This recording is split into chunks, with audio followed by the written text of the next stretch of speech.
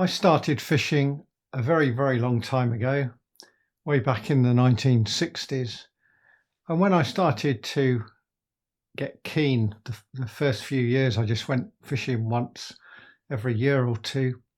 Around about 1968, the local stretch of the River Piddle was where I started fishing, and I did a bit of net fishing and I made little tiny fishing rods. And one of the main fish I caught was minnows. And I caught little dace and trout.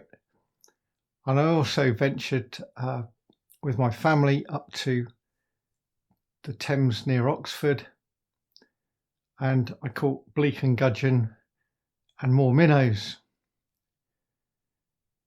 It got to the point, the first couple of years I fished, I used to write them in my fishing diary that I'd caught some minnows. And then I decided they weren't real fish, they didn't really count. And I didn't bother writing down about the minnows, but the minnows were never a real nuisance. I was just fishing in close in the edge. Didn't cast very far, didn't have much skill. And the minnows were just a sort of bycatch. Occasionally I struggled so badly, especially sort of 1969, that the only fish I caught was maybe 3 or 4 minnows. But usually I caught what I call proper fish, so dace and, like I say, trout, and eventually 1 or 2 roach and flounders and so on. By the following year, 1970, I progressed to fishing the Dorset Froome in Wareham and didn't get any minnows whatsoever. Minnows were seemingly absent completely on the tidal reaches of the Froome. Fast forward 3 years, 1973 or 16, started to fish the Dorset Stour in team matches, and it was clear that minnows were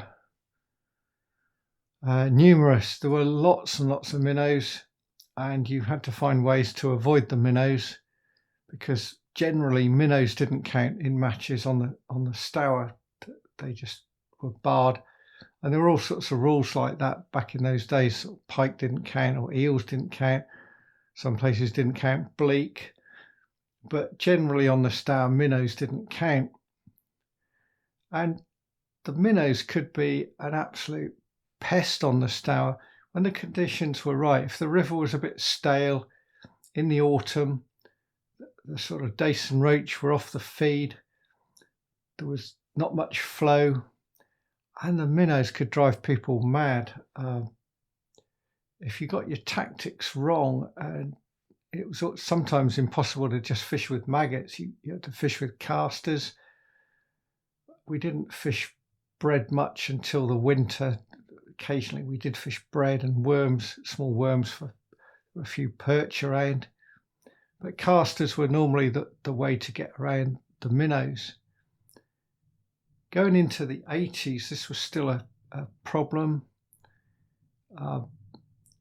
Ironically, in a way, in the 1980 autumn, I fished in the Winter League for Wareham, and we were in the Avon Valleys League as opposed to the local league, which was the Hants Wilson Dorset League. And our league included matches up on the Thames and the Bristol Avon and still waters elsewhere, and 1 or 2 matches on the Stour now and again.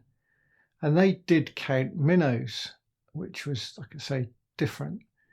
And with 1 match to go, I was leading the individual on this league, in other words, on section points. And we had a match put on around Blandford on the Dorset Stour. A bright day, a cold river, probably early December, a hard frost, and I drew a bit of the river at Bryanston, and it was rock hard, it really was. And one of my get out of jail methods was to fish a tiny little quiver tip known as a winkle picker, which were very, very fine, and a tiny little bomb and a size 22 hook and a pinky. And there was always a hope that you could pick up something, a gudgeon or a minnow or something. And that's what I did. I caught a minnow, and they gave me third equal in the section, which is what I needed to clinch the title, and I just clinched it. Two people who were chasing me both won their sections, but it wasn't quite enough. So a minnow, just for once, was a bonus. And like I say, there were lots of minnows around. Very occasional. I think we fished a match against Dorchester up at Shillingston one day, and again it was very, very hard. And previously I don't think we'd counted minnows, but that day we did count minnows.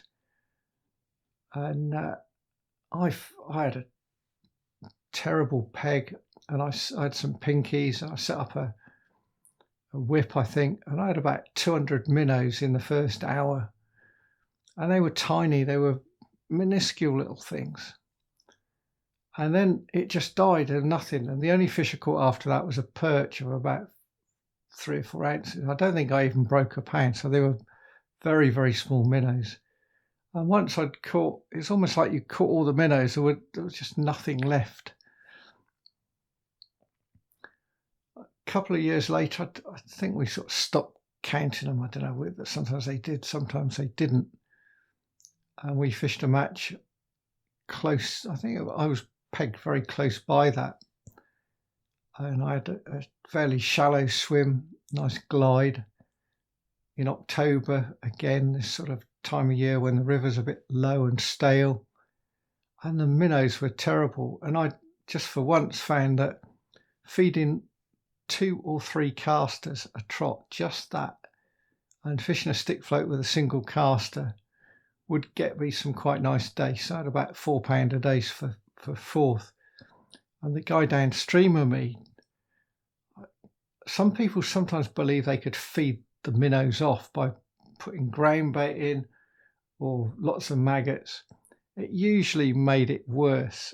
And I don't know what, I think his swim was worse for the minnows than mine. I think there were less days. So my swim had some more flow than his.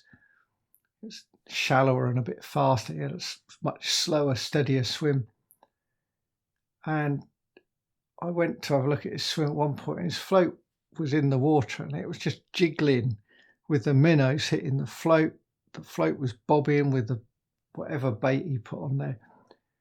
I'm not sure he caught anything. It was really driving him nuts, absolute nuts. Weirdly and strange, I don't know why this was, but by the 90s, we actually started to get a few minnows down in Wareham on the Froome. Just the odd ones down in the edge, didn't get many of them, and they showed for quite a few years. I think there's still a few down there, tiny ones right in the edge. They're not dace fry or roach fry or rudd fry, but the minnows eventually showed in there. And then something started to happen on the Stour.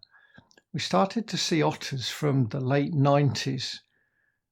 It's said that the otters never went away on the Stour, and there were attempts to build artificial hulks were built on the Stour in the late 70s, maybe the early 80s. And about 20 years ago, because I was still working, so it's got to be at least 16 years ago, a bit longer than that, I went to a talk by the Dorset Wildlife Trust, I think it was, at Dorchester, or near Dorchester, talking about otters. And there was research done by the University of Bournemouth about the diet of otters and what they do. They went to the Spraints and used DNA checking on what they could find in there to see what types of fish the otters were eating. Now, as anglers, we were seeing evidence of missing chunks of tails on chub and scales of chub and perch on the bank where otters had caught sizable fish.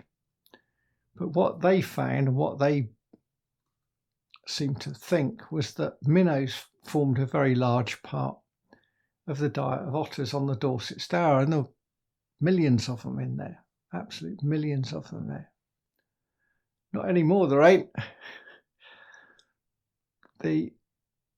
it's almost like the otters were treating a shoal of minnows like a bowl of rice or a plate of beans. They just ate lots and lots of them. They could catch them very, very quickly, and they just went through them to the point that you can find minnows in the Dorset Stour. They'll be right in the edge, tucked under the bank. What you don't seem to get, largely anyway, is that they're not in great big enormous shoals through the middle of the river, through the swim, and that they've sort of vanished to a great degree. And there's I'd have said there's less than 5% of the minnows that there were, we'll say 40 years ago. So very different. I don't think I can remember the last time I caught a minnow on the Stour. Probably at Wimborne when it was very, very hard. I was fishing a little maggot or something there, but certainly not the way it was, and very rare to get one accidentally now. On the Thames, it was a similar thing. Like I say, back in the late 60s, early 70s, there were plenty of minnows around Oxford in the Thames, in the edge. I fished a junior match in the very early 70s on there, and the conditions were pretty poor. It was a facing gale, which was horrible, and even though I was about 14 or something, and I'd got a proper float rod, I set up with a sort of balsa float to trot through. As much as I could do to get it to go through about a rod length out, it just blow in straight in my face. And the only thing I could seem to catch was minnows. I had about 200 that day with a handful of bleak for about £1 and a bit.